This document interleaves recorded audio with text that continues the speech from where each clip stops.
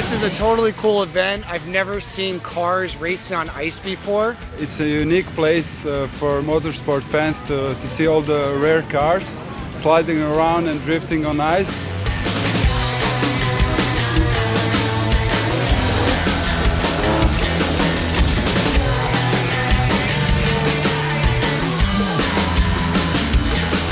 It's so open, you can just get so close to all the cars.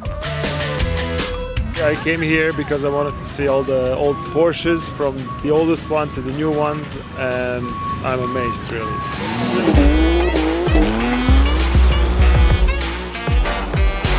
First time driving for me on ice was an amazing experience. I tried to follow my own advice, starting slowly and building up, and at the end I had a lot of fun.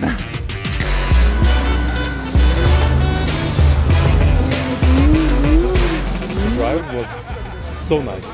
Super nice balance, it seemed like to me. Like when you go on the throttle and you push the gas a little bit, was a pretty cool experience.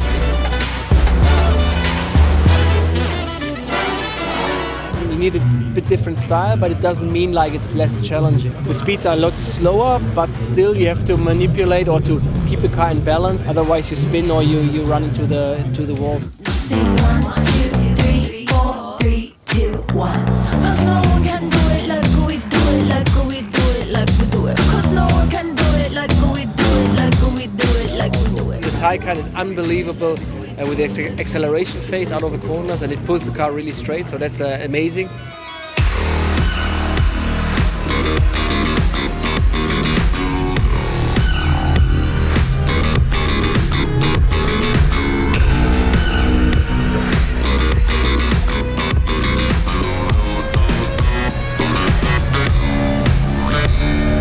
When it gets dark, it almost feels even more intense, because then you have just the lights around the track and the people seem like they're almost closer.